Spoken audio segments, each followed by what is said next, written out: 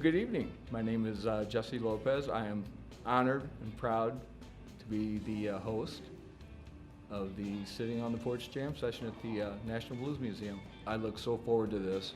This was going to be a 30-day project, and we're going on our birthday 2 years now, and so it is taken off. Sitting on the Porch got its name when I went to the Delta from the invitation of Sherry McConnell Dickerson, and I sit on the porch, hence sitting on the porch, that Bobby Rush, that David Honeyboy Edwards, that Hubert Sumlin, Jimbo Mathis, all sat on this porch. And I would go out every morning with coffee and sit on this porch. And I slept in the same bed that Honeyboy slept in. The energy in this place so moved me. So when Dion and I sat down, the conference table back here, what are we going to call this thing? It just wrote itself. Our first night, I remember, we had 4 musicians and approximately 5 or 6 people on stage, in the audience. And my catchphrase of "do something" was out of sheer panic, because we were all ready to go and I didn't know what was going on, and I just turned to and said, "Gentlemen, do something." And so that's been our catchphrase when we started off. We've come such a long way, but this is about the National Blues Museum. I have been a volunteer here since day one. The coolest thing I've ever done. My name's Jay Curtis. I'm originally from Decatur, Illinois. Lived in St. Louis for several years now. I am a guitar player and been part of the jam here for almost 2 years now. It had been going about a month. Jesse was at Hammerstones, looking out to find some people to come to the jam. And we met, and I came out, and after that we've been here ever since. It kind of just took off right after that. My name is Rodrigo Reis. I am from Brazil, from Curitiba, Brazil, and I'm proud to be part of the museum, and I relocated from Brazil to St. Louis 4 years ago. So I came to St. Louis to join the Washington University. I am a professor of public health, so I teach and do research, but my passion is music and my passion is the blues, and that's one of the major aspects of my life here in St. Louis. Is the blues and the music scene. When I moved to St. Louis, I was slowly starting to doing music again, because getting back to my daily routine, started to contact people, and one day I saw somebody mention, hey, what about this guy, Jesse Lopez? That seems that he's just starting to run a jam at the National Blues Museum. And I had visited the museum before just to see the exhibition and to get to know the venue. I didn't know about the jam. This was, I think it was like 2 months after the jam started, and then I contacted Jesse and he says, hey brother, and he called me hermano because he speaks Spanish, I speak Portuguese. Hey, come and visit us, you'll be welcome. And that was my first time, I never stopped coming since then. It was just an amazing experience. Well, I'm Chuck Loeb. I'm from Dayton, Ohio. Been playing harmonica since I was 16. The museum opened in April of 16, and I came down to see it one day. And I started coming down pretty regularly. And then one lonely afternoon, Jesse told me, oh, we're gonna have a jam session. My name is Dave Rudolph. I live in Caseyville, Illinois, which is only about maybe 20 minutes away from downtown St. Louis. Went away for quite a few years with the military and other things. And now I'm back in the area, and I've been playing music in this area for quite a long time. Pete Lausches is a very dear friend of mine that I met in 1971 or 72. And we traveled and played music throughout the Midwest, and for probably about 2.5 years, that's all we did. We just traveled in a band. He was coming here on a regular basis, and he talked to me for about 3 months trying to get me to come over. And finally I did, I think in March of this year. And I think I've only missed one week since that time because I enjoyed it. Hi, my name is Robert Elmore. I play bass guitar. I started a couple sessions after the jam started. just happened to walk in, and Jesse looked at me and goes, "Hey, we're getting ready to start in a moment." He goes, "But we're short a bass player." And ever since then, I've been playing one of the regulars here, and I absolutely love it. My name is Bongo McGraw, and I play bongos, congos, alto sax, and bass sax. I had an appointment over to U.S. Bank one Tuesday. I couldn't find a place to park, and I parked in front of your building. It says Blues Museum. The young lady that was working the gift shop, she knew me. And she came outside and said, "Have you been in there?" I said, "No." She said, "Come on in and tour the facility." I toured the facility and I liked what I saw. She said, "Well, we have a jam session on Thursday. Why don't you come over?" And that was the last April. And I've been coming ever since April of last year. And I really enjoy it. My name is Connor Lynch. I was raised in Wenatchee, Washington, and I play guitar. My first time at the Blues Museum was in March of 2019. I found out about it online, and my first time I didn't actually play there. I just came in and watched, and I met Aaron and Jesse Lopez, and just kind of scoped it out. I liked it a lot, and it gave me motivation to come back the next week. And the next week I started playing guitar there, and that was, from then on, pretty much every week I've been playing there. I might add that I have Parkinson's disease, and I never thought I'd play guitar again. I've been playing for 59 years. When this place opened up, I had to be here. I was a member before I was a volunteer, and Deanne told me to bring my guitar, and I said, "I am not bringing my guitar to the National Blues Museum. It's just not going to happen." I ended up going home and bringing it, and I played for the first time in 2.5 years. And it was a moment in my life that was so important to me, because I never thought I'd play again. And now, every Thursday, now you surround yourself with some of the players that make me sound a lot better than I am, and the crew that we have, and the staff that we have. It is the absolute coolest thing I do. This is my vacation every Thursday from 6 to 9. I literally take off work 2 hours early to be here, because I just am so passionate about this place. We stream on Facebook worldwide. I've had people from Russia watching, Australia, England, everywhere, as well as in our house. The mission, in my eyes, is about unity and diversity. We have every nationality, every race, every age. No one is excluded from that stage. My name is Chase Kofer, also known as Melktooth on YouTube. I'm from St. Louis, and I play guitar and steel lap slide. I started playing guitar to help out my fingers because I have a rare genetic mutation that would make certain joints on my body lock up to where I couldn't straighten them. I got my legs straight from surgery, and I had gotten my arms straight from occupational therapy, and I needed something to start getting my fingers straight. And I had played drums as a kid, but I started thinking guitar playing would be perfect to help out my fingers. And it was really just a hobby, just to be at home, to exercise my hands. It's like, wait a minute, I'm getting good at this, and I'm starting to write music, and I need to now get the music out to people. Whenever I came to the jam, I had only played at one other open mic other than the National Blues Museum. And I was also a street performer. I would perform in Soulard and at the farmer's market down there. And whenever I came up to the blues jam, I had never played actually in a band setting before. So I started seeing that all it is a jam band.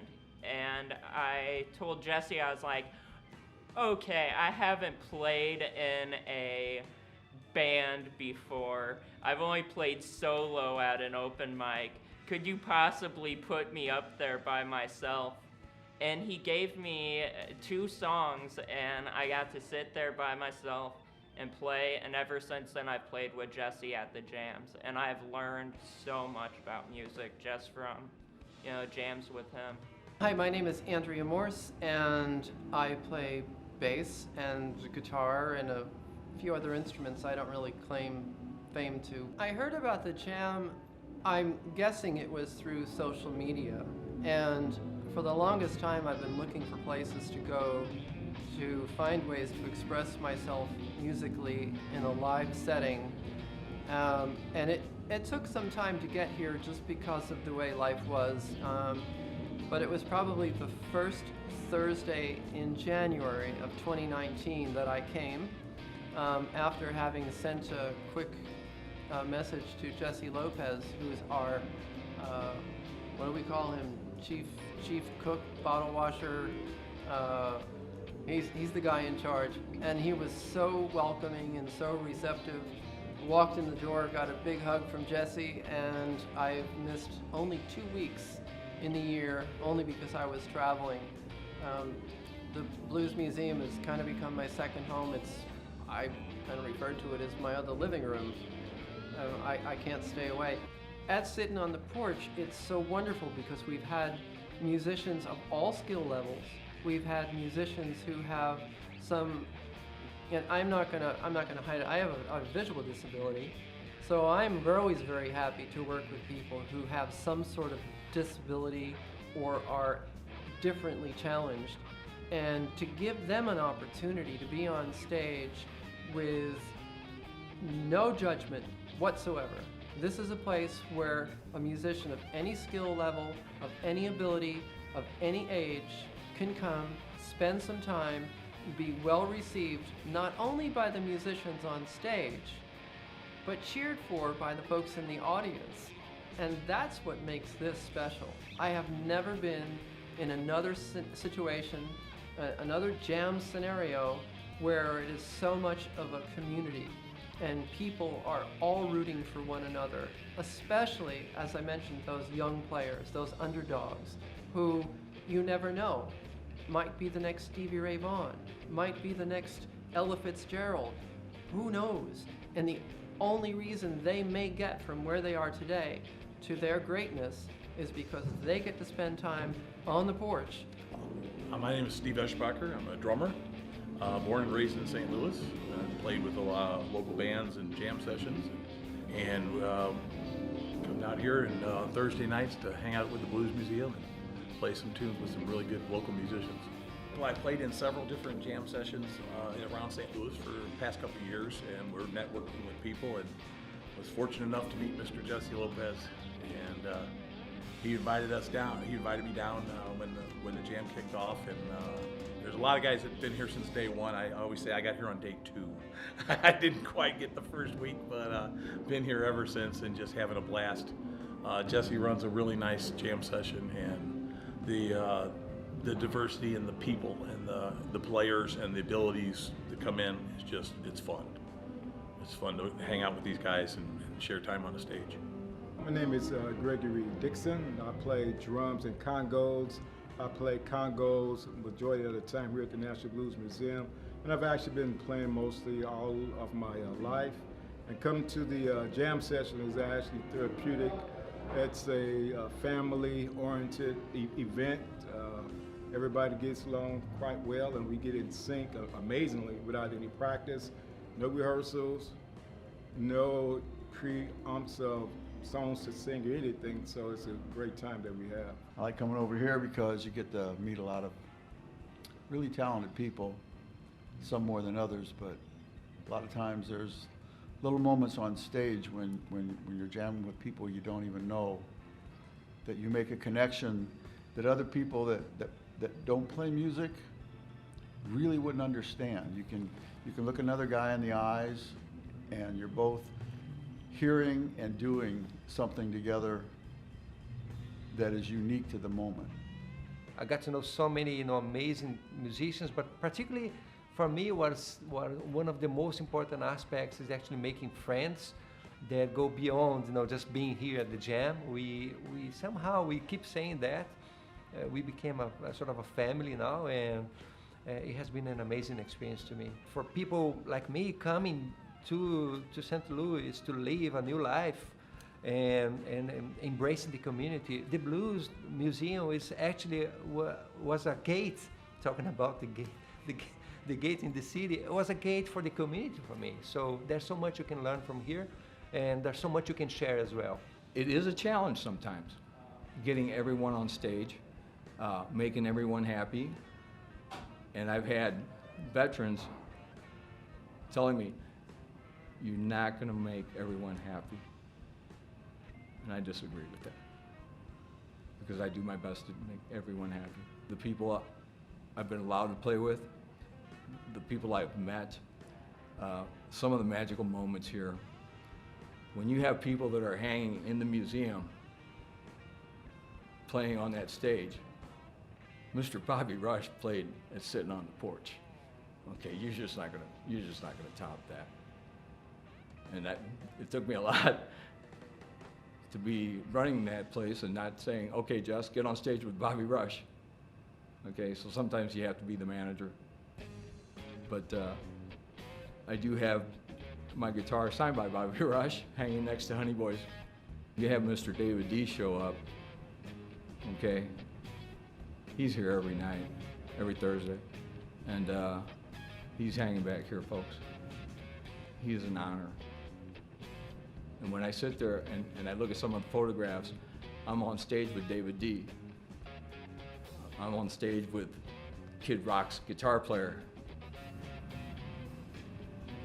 I go, how did this happen? And this happened in 2 years. 2 years. Hi, I'm Dave Beardsley. I found blues the way a lot of people do, I think. I connected the dots from what I grew up on is rock and roll.